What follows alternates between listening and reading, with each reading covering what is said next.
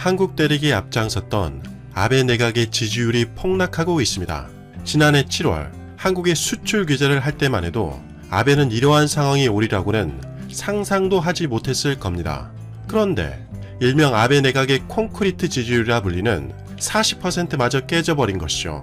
일본 매체 마이니치 신문과 사회조사연구센터가 지난 5월 23일 여론조사를 실시했습니다. 그런데 놀라운 결과를 발표했습니다. 당연히 아베의 거듭된 대응 실패로 지지율이 폭락하고 있다는 것을 알고 있었지만 예상치를 훨씬 더 깨버리고 수직 낙하한 것입니다. 정말 한 국가의 수장이라고 생각할 수 없을 정도로 처참한 지지율인데요. 사실상 일본은 집권 여당인 자민당밖에 없다는 것을 감안하면 충격은 더욱 큽니다. 조사에 따르면 아베 내각의 지지율은 27%밖에 나오지 않았습니다. 지난 4월 8일에 조사했을 때는 지지율이 44%였고 지난 5월 6일에 실시한 조사에서는 40%였는데 구로 13%나 더 떨어진 27%밖에 되지 않은 것이죠. 심지어 아베를 지지하지 않는다는 응답은 더욱 급격하게 증가했습니다. 5월 6일 조사에서는 45%가 아베를 지지하지 않는다였는데 이번에는 64%까지 폭증했다는 것이죠. 무려 19%가 더 증가한 것입니다. 물론 2017년 7월에 모리토모 카케학원 스캔들로 비판이 높아지자 지지율이 26%까지 떨어진 적이 있긴 했지만 소식통에 따르면 그때보다 지금이 훨씬 심각하다는 의견이 많았습니다. 왜냐하면 그때는 회복의 기미라도 있었으니까요. 하지만 이번에는 조짐이 심상치 않다는 것이죠. 자민당의 지지율 역시 폭락한 것은 마찬가지였습니다. 지난 4월 8일 조사에서는 34%, 5월 6일 조사에서는 30%, 5월 23일 조사에서는 25%로 추락했습니다. 사실 아베는 이렇게 불길한 조짐을 보이자 자신의 최측근인 구로카와 히로무 검사장을 계속 검찰 고위직에 두고 싶어 했습니다.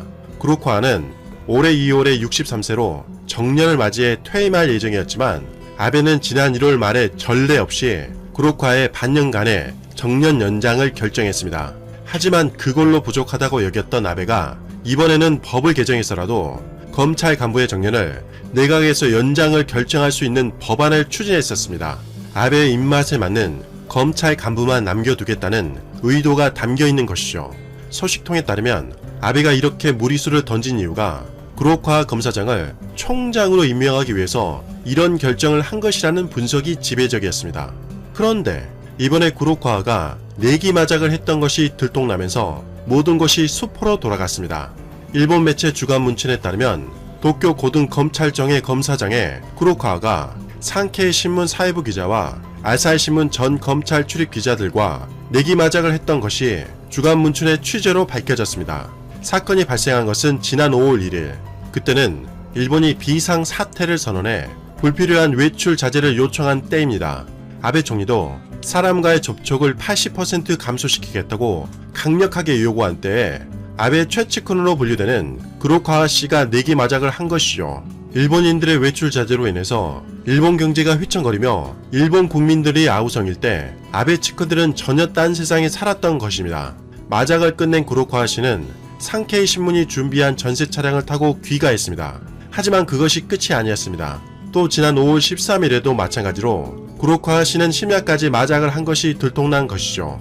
산케이 관계자의 증언에 의하면 구로카와 씨는 예전부터 복수의 미디어 기자와 내기 마작을 즐기고 있었고 최근에도 쉬지 않고 마작을 계속 즐겼다고 합니다. 당연히 아베 정권에 대한 비판의 목소리는 날이 갈수록 더욱 높아졌습니다. 하지만 아베 내각은 어떠한 결정을 내렸을까요? 아베 내각은 별일 아니라는 듯이 구로카와를 겨우 훈고 처분하는 것에 그쳤습니다.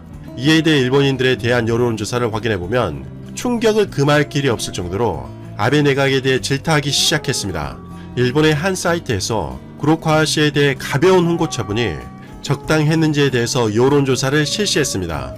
21만 1216명이 참여했는데 그 중에서 94.4%에 달하는 19만 9404명이 훈고 처분 결과에 납득할 수 없다고 답했습니다. 훈고 처분이 납득할 수 있다고 답한 사람은 겨우 5.6%로 11,812명에 불과했습니다. 일본인들도 이에 대해서 날이선 비판을 서슴지 않았습니다. 1위 비판 댓글이 추천수가 13만 개에 달할 정도였습니다.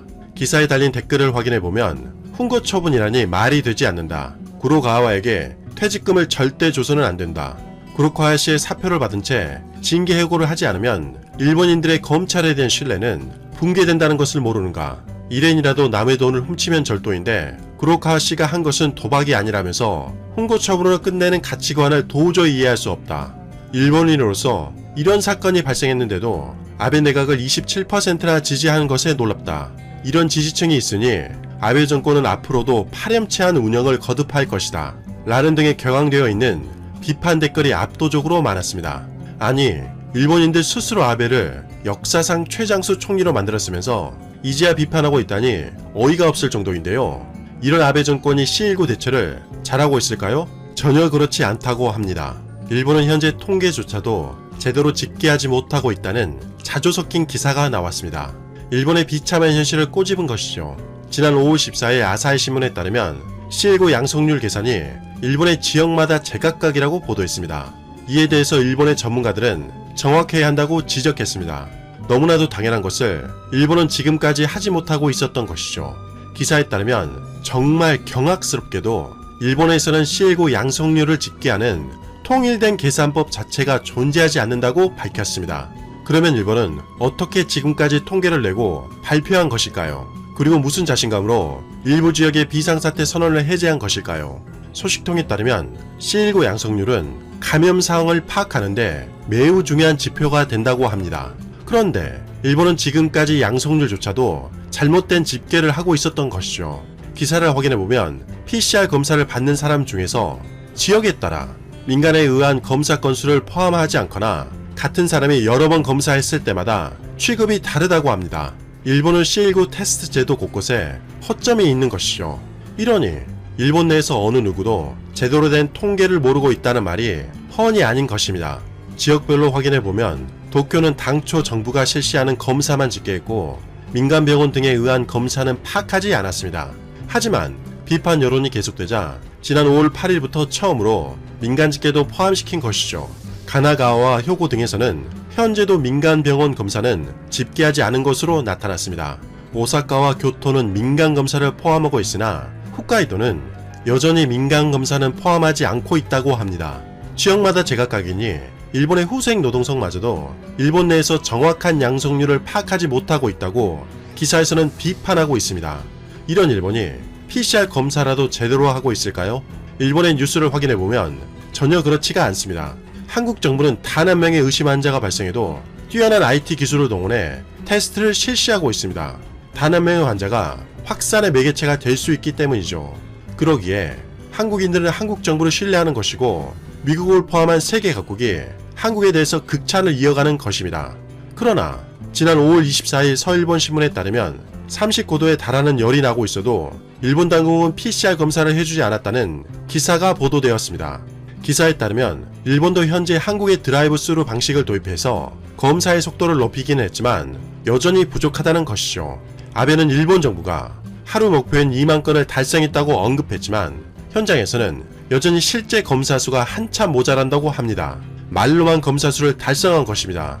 일본의 한 여성은 39도에 가까운 열이 나자 일본의 의료기관에 문의했지만 4곳에서 외래 진료가 거절되었고 보건소 상담 전화도 연결되지 않았다고 합니다. 후생 노동성에 따르면 일본의 일일 검사 건수는 5월 17일 기준으로 23,139건으로 증가했다고 밝혔습니다.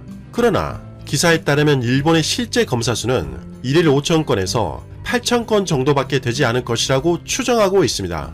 그러한 이유에 대해서 검사 현장에서 장비 부족과 인력의 한계 때문에 검사하고 싶어도 못하다는 것이죠. 즉 일본은 양성률 통계뿐만 아니라 자체 C19 테스트 통계조차도 수치가 엉망이라고 추측할 수가 있습니다. 당연히 일본이 사실상 통계를 조작하는 것 아닌가 하는 의구심을 품을 수밖에 없습니다. 이렇게 최악의 상황에서 일본 매체 아베마 타임즈에 따르면 도쿄 등을 포함한 5개 지역에 긴급사태 선포를 해제하는 방향으로 최종 조율 중이라고 보도했습니다. 5월 25일쯤에 도쿄의 긴급사태가 해제될 가능성이 높다는 것이죠. 상황이 이렇게 되자 일본이 심상치 않다는 것을 깨달은 IOC 위원장은 BBC와의 인터뷰에서 2021년에 도쿄올림픽이 개최가 되지 않을 경우 취소가 될 것으로 전망했습니다. 바흐 회장은 IOC는 3,000명에서 5,000명의 직원을 영구적으로 고용할 수 없고 선수들이 불확실한 상황에 놓이게 할 수도 없다라고 말했습니다. 그러면서 매년 전 세계 스포츠 일정을 변경할 수 없다라며 다른 시나리오도 대비해야 한다라고 설명했습니다. 여기서 다른 시나리오는 또다시 연기가 될 경우 도쿄올림픽을 취소한다는 뜻입니다.